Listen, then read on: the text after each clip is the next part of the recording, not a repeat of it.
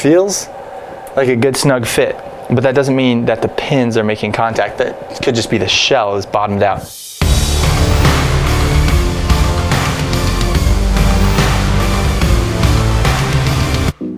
Hey, it's Joel Wolzman, and now I've invited you into the Love Nest. Yes, this is the master suite in my house.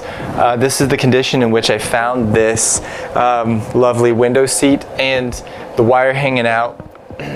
We got some issues. So we're going to put that wire in a box. We're going to protect it inside the cabinet from physical damage. We're going to hang a small mini pendant right here. I'm going to show you these couple of steps, start to finish, and I didn't select the fixture, my wife did. It's very nice. Just quick assembly steps here. We're gonna put the shroud on at the end. That's how that's gonna go. But I always leave that kind of stuff off just to reduce the weight while I'm assembling the fixture, just less to mess with. And then it comes with multiple down rods. I'm eliminating 2 of the down rods and I'm putting it on a very, very small, very mini, very short length. I don't want it to be a headbanger up there in the window seat. So let's do this. Take off my decorative finials. Can I call them finials? Any objections? Pull out my mounting bracket. We'll address that in a couple of minutes. There's some important tips and tricks there. I'm gonna spin off this nipple or stem, get rid of it. And then look at that, I have 2 sets of male threads. And when I was disassembling this here just a second ago, I actually lost my little clear plastic bushing. So I'm gonna slide that back on, and that's just gonna bush the wire where it transitions. All right, so I've determined that I think I'm gonna get rid of this. I'm gonna make note of the sequence of hardware here, but I'm gonna get rid of this little chase nipple. I think that's the proper term, chase. And going to feed this through the canopy. I don't want to scratch any of these decorative parts. I'm trying to be easy on it. And then I've got lock nut. Whoop, look at it. I've got grounding yoke. It's probably a good name for that. Then another lock nut and then nut. Put it all back together, and now I've effectively just shortened up my mini pendant. It's now a true, legit, mini, tiny little pendant. Something hopefully I won't smack my head on. It doesn't need to be death grip tight, so I'm just gonna use the pendant as my wrench, my lever. This would be the canopy, stem, socket, so we're all operating on the same terms, same basis. Nice and tight, don't overdo it. Okay. Next step of prep, I'm okay with the length of my ground. I'm gonna go ahead and match that on my wires. That's absolutely plenty there. If I had a pancake box, 1/2 inch deep box, I would definitely cut that way back. One thing to note, and you're gonna ask this question later, the ribbed wire, there's one that's going to be smooth and one that's going to be ribbed because they're not otherwise marked. Ribbed wire is almost universally your neutral. I say almost just because you never know. It's worth checking, testing in the final equation, but it should be your neutral. And the reason that's important is the light will work either way. The light bulb itself, I've got a decorative LED bulb here. It kind of mimics Edison bulbs. It doesn't care. Absolutely does not care. But it does make a difference. If the shell is hot or the tab at the back, that could be a safety issue one way or the other if hot and neutral get reversed. So conductors are not identified other than with a very subtle rib or a set of maybe 2 or 3 ribs along the length of the wire. All right, I'm using a blue Carlon remodel box. This thing rode around in the truck for a while, so it's all dirty and beat up. But this is a handy dandy remodel box. And the hole that I want to cut for this, I'm going to use a hole saw. That's a 4 1/8 inch hole. That's going to be a good clean fit. The box is, it's pretty well a circle, but it's got these obstructions or obtrusions. I don't know what that's all about, but it's just very irregular. So if you use a 4-inch hole saw, you'll end up having to go back and notch around these obstructions. If you use a 4.5-inch hole saw or even 4 3/8, then the box gets real sloppy and it looks like it's going to pull in through the hole. So 4 1/8 for these standard boxes. You can buy different brands. You can buy these in blacks and greens and tans. This is just what's readily accessible in large quantity at a good cost with acceptable performance. All right, let's lay out and mark the center of our space here. It's not necessarily that ugly, gougy hole that I've got that's existing there. 36, so we're at 18. Ooh, hello. 18 is here. And then front to back, you can really decide what your visual center is. You might want to cheat back just so it's out of headspace. You might want to center from face to rear or from interior trim to interior trim. It's really just an aesthetic decision that you yourself need to make and make quick. Don't let it bog you down. I'm going to be at 10 1/4. So I've got a choice to make. 10 1/4 is just on the edge of my hole. I'd like to not cut that right on the hole because that mandrel is going to be sloppy and that hole saw is going to wobble all around. You might note this is a carbide hole saw. There's no particular reason I'm using a carbide hole saw other than a wood hole saw, other than it'll get the job done, it won't wear out, and it's what I've got handy right at the moment. So I'm going to cheat the hole. I'm going to cheat the hole forward about 1/2 inch, and that way I'm going to be in solid material, solid wood material. I'm not going to have to worry about that hole saw wobbling on me, and I'm going to cover all the crud that's there. Not the larger yellowish ring, but at least the damaged wood area. All right, so let's get that out of our way. Oh, that's a tight fit.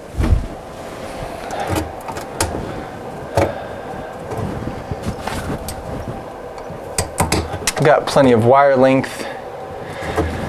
I just need to get that out of here.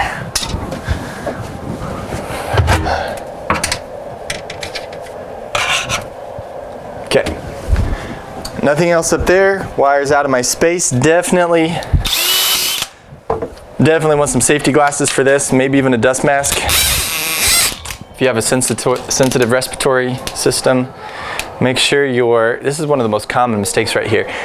Not chucking up your hole saw to the mandrel properly.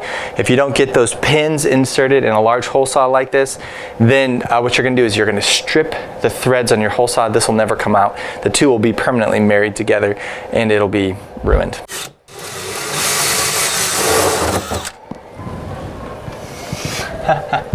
Look at that. I didn't anticipate that. There's a facade. Whew. Still got some dust in there. There's a 1/4 inch facade and then a 2-inch gap and then probably, it looks like 3/4 ply. So I could install a different kind of box.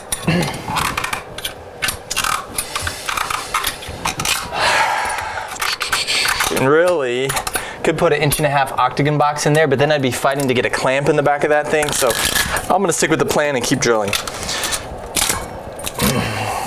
I'm not worried about interfering with the minimal storage space that's up here. I've got plenty in this room. So let's keep going.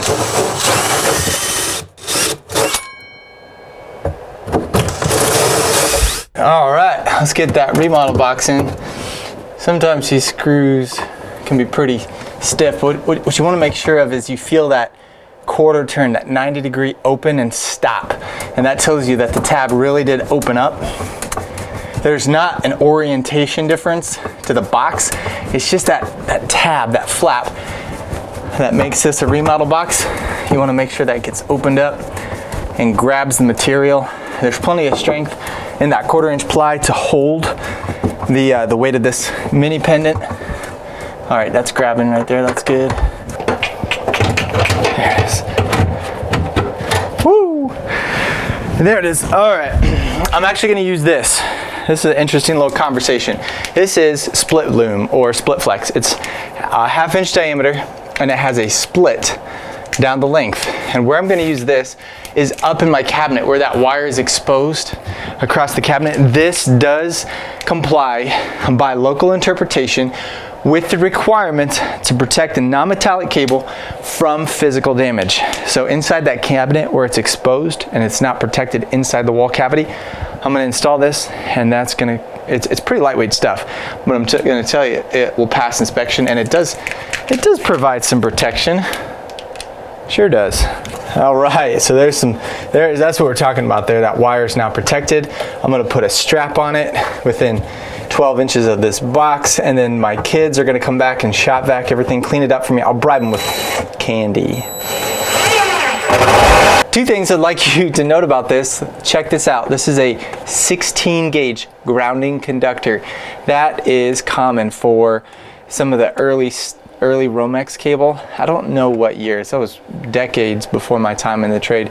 And then check this out. There's been a heat event, probably a short of some kind, where both of those conductors are fried, experienced quite a bit of high temperature. So I'm going to cut off just above that, get rid of that compromised insulation, compromised copper. Most likely, if it's been shorted, there's a lot of energy flowed there. So now we're back to fresh with our nice undersized ground, but a ground nonetheless.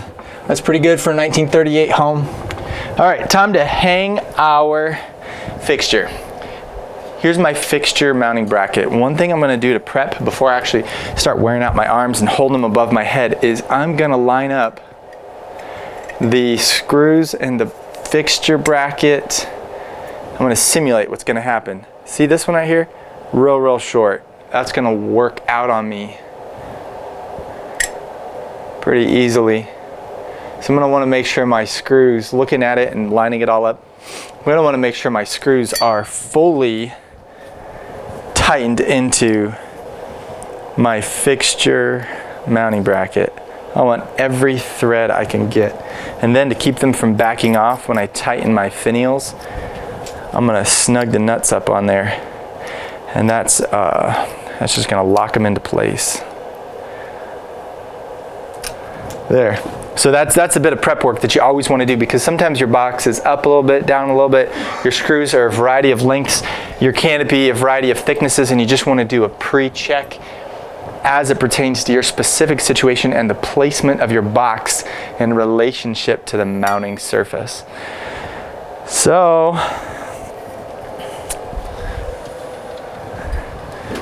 color to color here, 16 gauge grounds go together. I am going to use a small wire nut as provided for that. little orange wire nut. Ooh, there's match up your ends, get a good fit. Feels like they're both catching, that's good. And then do pull check. Yep. All right, now I want to find my ribbed wire. That's this one right here. It's got ribs down the length, very subtle. Probably can't see it on camera. Man, you're gonna have to wear your bifocals if you're over 40 to see them. Very subtle. So that is my neutral. Ribbed conductor is neutral. And this fixture is very lightweight. I've got no problem allowing it to hang from my wires.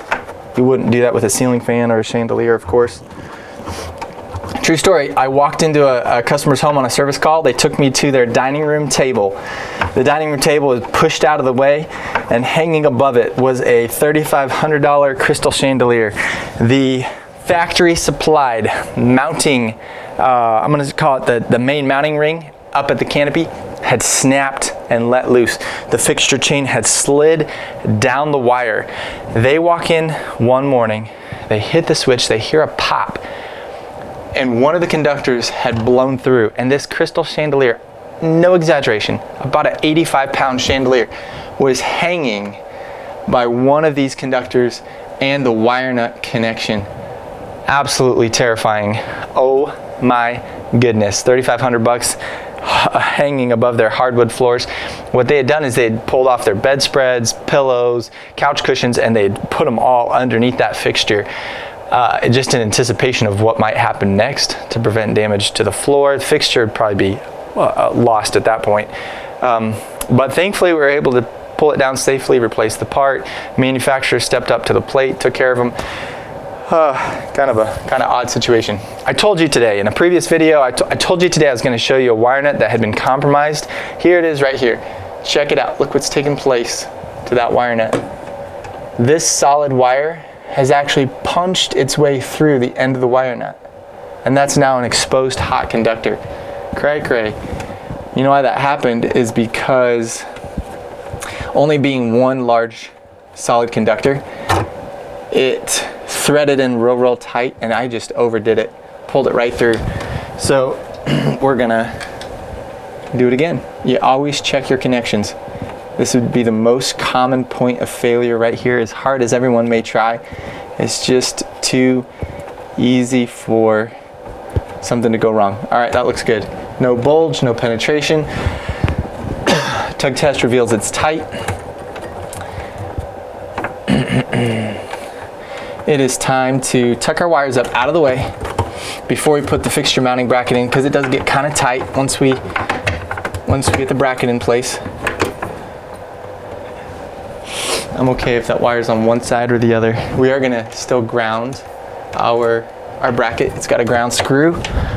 All right, time for this fixture mounting bracket. This is my favorite part because it means we're almost done. I like starting projects, but man, I love finishing them. This is just a little baby project anyways. Little baby project. Cover the canopy size again. All right, so the canopy, here's a gotcha.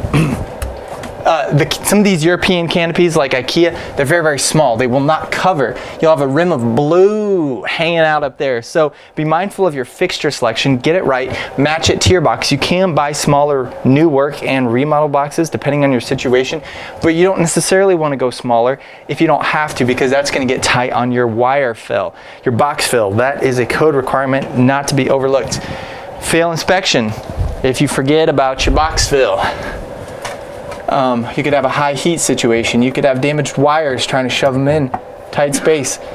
Okay, so the holes don't exactly match up, but there's plenty in the screws, so just shove it over. That's it.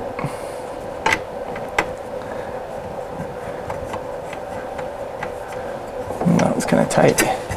That one popped right on, but this one don't want to cross thread it.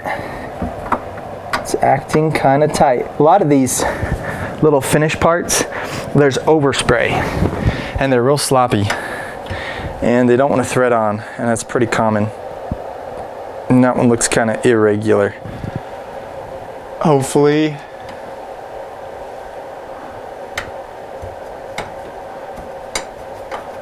okay, there we go. Okay, we're almost there, amigo. You can put that either way you want. How's that? Either way you want. Whatever makes your wife happy. There it is. Don't overcomplicate it. Respect the ratings. This does have a rating on it. A little label, 60 watt, type A19, precaution. And I'm just gonna turn it away. So I didn't have to remove the label. I just faced it backwards. And a little manual adjustment. Oh, that's pretty good. All right. Okay, folks, so we got one of two issues here. Either we have a bad bulb, or I've seen this happen before. Hey, turn that switch off again. Or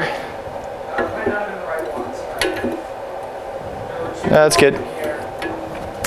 Or we've got a pin. Make sure the power's off, or the pin to the back might be depressed too far. And it's kind of interesting because sometimes, I've only had this happen a small handful of times, but sometimes this dimension, the shell, it's too short. So the pin doesn't make contact with the pin on the fixture. So you have to turn off the switch, turn off the power, reach back in there and just pry that pin out a little bit. It's a very thin, very lightweight part. and then try again. So if that doesn't work, we'll try a new bulb. Feels like a good snug fit, but that doesn't mean that the pins are making contact. That could just be the shell is bottomed out. Hit it again. People are going to wonder, why is the switch so far from the light? All right, we got nothing. Maybe it's a neutral issue. Very careful. Don't blow anything up. Oh, popped off.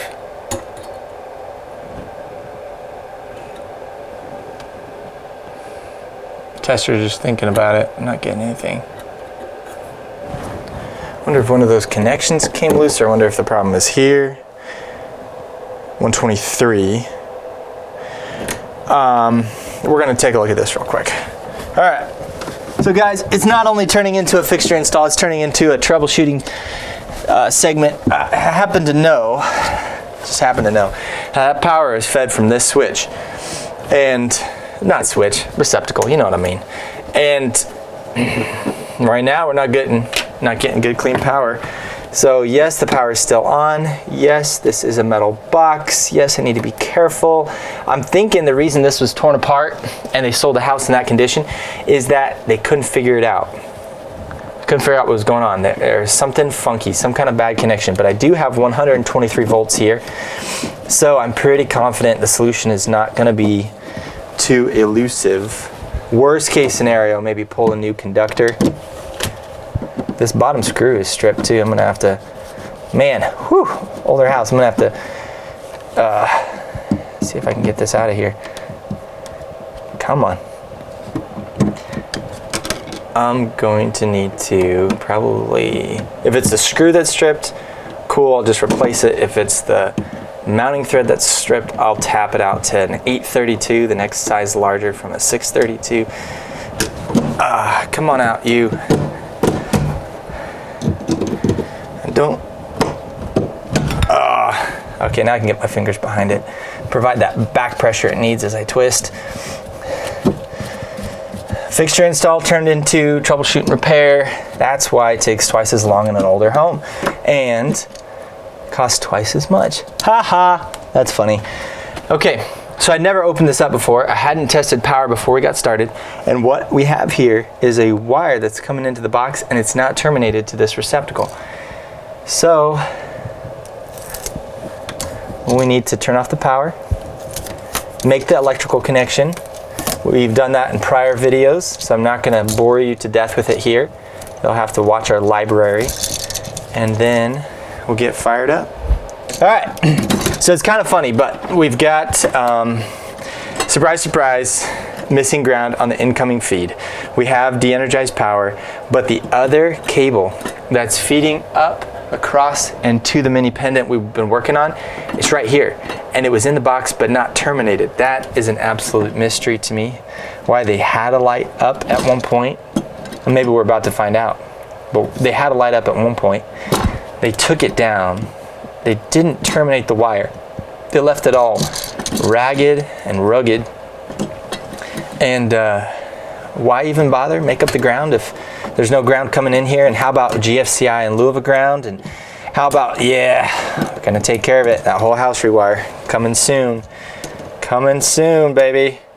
I don't know why they did that. Come across some stuff and you're just like, how in the world, what in the world? I don't know why. But let's get our clockwise rotation around the wire, make up our receptacle. Good. Put a bulb. Everything looks okay there. Put a bulb back in that mini pendant. Looks okay.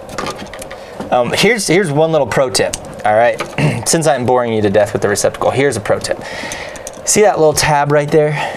That little tab. There's one on the hot side. There's one just like it on the neutral side. If that tab is in, then these two terminals are common, and one feeds to the other and feeds our shorter prongs. But if that tab is removed, these have now been separated, and the top of the receptacle is isolated and separated from the bottom of the receptacle.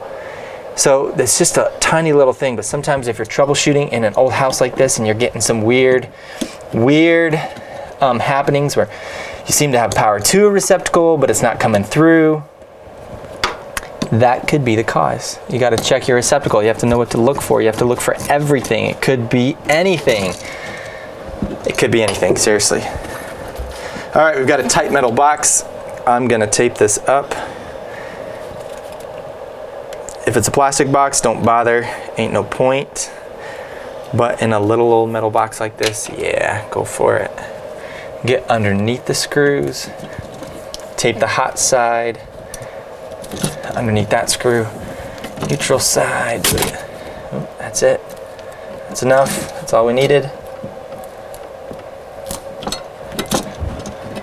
Okay, I'm gonna finalize this receptacle. We're gonna re-energize the light and the breaker. Oops. All right, there's a clamp in the back of that box. I gotta get my flat head on there, secure those wires down. I never wanna tighten down a clamp so much that I compress the wires to the point of deforming the conductors. I just wanna keep them from slipping in and out. And then we've got two 12-gauge conductors in a relatively tight metal box. I'm gonna be mindful of how I get those in there. That's looking good. All right, so that one's good, but this screw down here fought me. I'm gonna pull that out. So that's the stripped part of the screw right there. See how that shank has been smoothed? Threads, no threads. All right, so we set about hanging a mini pendant, found out there's no power to the fixture, troubleshooted and resolved that. Now we're ready to energize. 3, 2, 1. All right. Hey, subscribe to Electric Pro Academy for real skills to make real money, and click here for our next video.